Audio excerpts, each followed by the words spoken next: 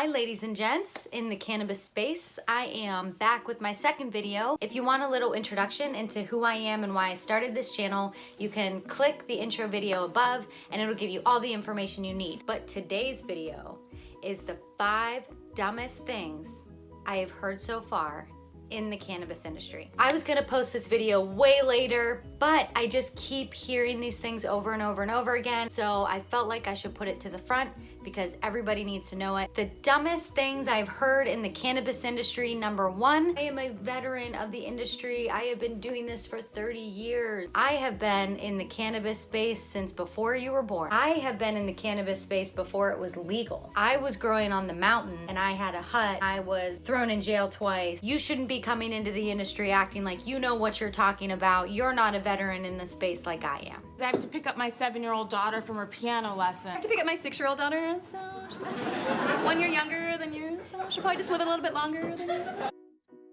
When I started in the cannabis space, I got this response a lot.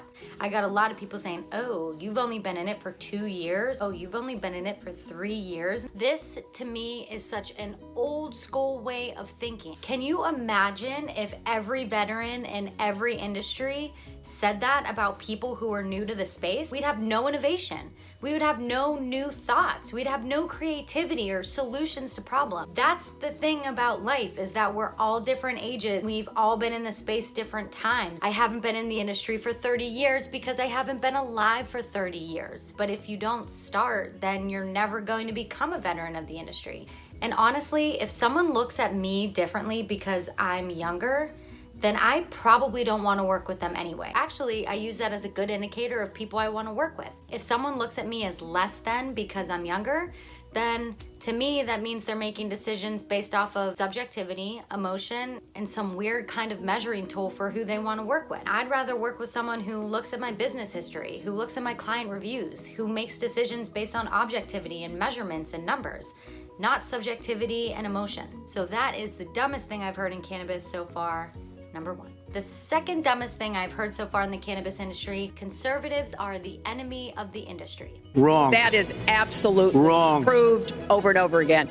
Wrong. I see where people get this, but I actually disagree with this completely. All politicians are the enemy of the industry. From the time cannabis was seen as a lucrative either commodity or herb or medicine or anything, every type of politician, every type of ruler has used it to his or her own benefit. From what I have read and researched, all politicians are the enemy of the industry unless marijuana can get them votes, get them popularity, get them money, or get them supporters. Or something happened to their spouse or kids or close family member that required that person to use cannabis and they got better, and then they have no choice but to support it. If you do some quick Googling, you will see that both conservatives and liberals alike have both supported and been against marijuana. I mean, look at President Trump.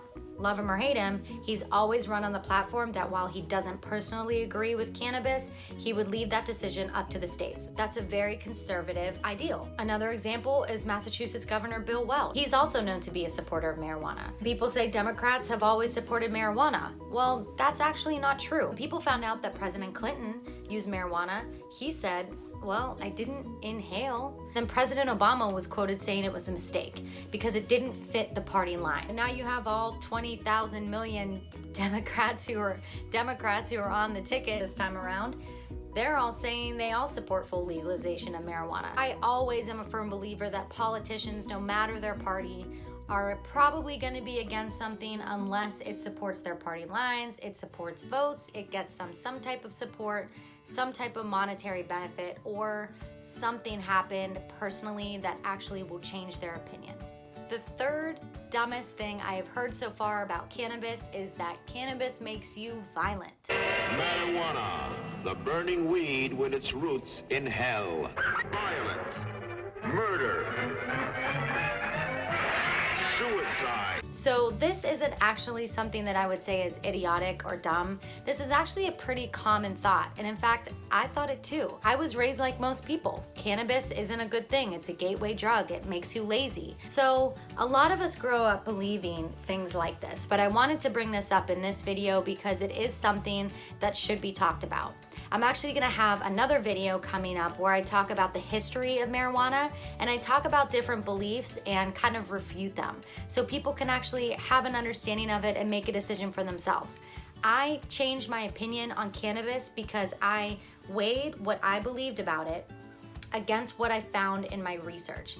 And my research, the objective facts, completely contradicted what I believed. What I realized was I could continue believing marijuana was bad, but then I had no facts to support it anymore. I had to change my opinion based on the facts that I found. And that really should be the standard that we hold ourselves to when we believe anything.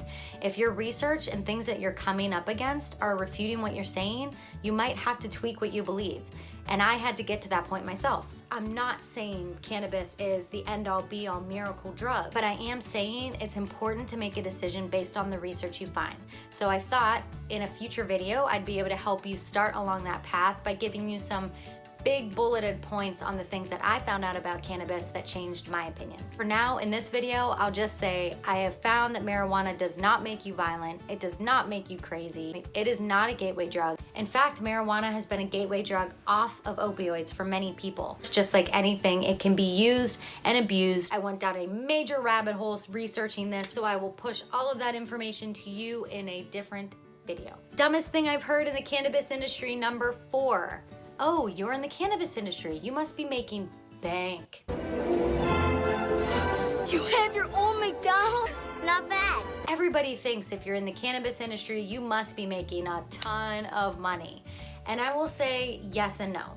It's a new industry. It's just growing. It is on the verge of just exploding. So yes, there's a lot of opportunities for people to make money, which is why I started Tetra Growth Systems. We're a consulting company that literally helps people find money, find wealth, find success, find their definition of success in this industry. Because there are so many opportunities, you just need to know how to find it and how to build it. But just because someone owns a dispensary doesn't mean they're making bank. In fact, it's a very long and arduous process. It's highly competitive to win a bid in most states. Some states it's a little easier, but it's still expensive. You have to go through a lot to get a permit, and then once you have your permit, you're heavily audited. You have to build up your operations. You have to maintain compliance. I mean, it is so much work. And then if you are successful, you will potentially have a cash cow, which is great. No? I'll be releasing a video soon on how to grow your cannabis business. It's a good one. It'll help you see what ways that you can have success in the industry. And I will also be releasing a video on how you can get involved in the industry yourself. That is the most common question I get, and I think it's a good question. And the 5th and final dumbest thing that I've heard so far in the cannabis industry, I am a real advocate for the industry because I don't make any money. Help me, I'm poor. No, listen. I can't tell you how many people I have heard that from, and I wanted to include it in this video because it's the wrong mindset to have. A lot of people believe that because they're not making any money, it means they're sacrificing more, and if they're sacrificing more, then they're doing more good for the industry. But that's not true. I have met people who are literally getting their electricity shut off because they can't pay their bills. We have this desire to believe that if you act like a martyr, you're somehow doing more for the industry. But I disagree. If you can't make money and you can't pay your bills, you're going to be useless for the industry. You have to be able to pay your bills so that you can focus on things like advocating for the industry. That's the nuance, right? It's just like we hear on airplanes. Put your oxygen mask on first and then put it on your child. If you don't put it on yourself, you won't have the oxygen to be able to save your child. That's the mindset we need to have in every industry. I highly suggest figuring out how you are providing value in this industry and then put a price tag on that value. If I am providing value to you and giving work to you, if you actually value it, you'll pay for that value, right? And I will pay you for the value you're providing me. If you get that income, then you can create and grow your business. And when you grow it with the mindset of making it into a machine that will operate on its own, that will produce more income for you and produce more time for you. You want freedom of time and freedom of money. And you can use both of those resources, time and money, and go off and help people. Get involved in philanthropy. Get involved in the cannabis industry. In fact, you'll be able to do so much more in the industry, more than you could probably have imagined because you have that extra time and extra money. I'm gonna be releasing a video soon that talks about how you can grow your business in this way that makes it this machine that produces time and money. You want to go from being a business operator that's constantly working all the time, 24-hour days, into a business owner that runs an efficient machine, an efficient company that produces constant value for people, that's constantly solving problems for people.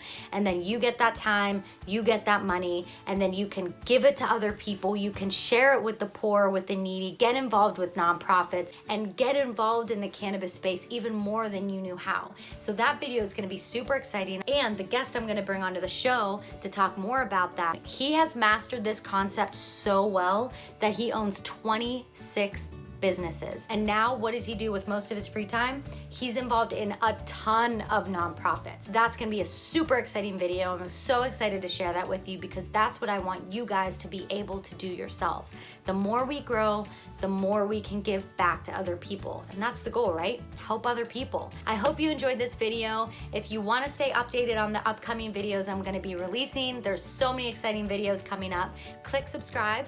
Like the video, comment if you have any questions or if you have any future topics that you'd like me to talk about. I'm happy to do that. And of course, let's help each other. My name is Emily Seelman. I am the founder of Tetra Growth Systems. Let's find you the success you want in this industry.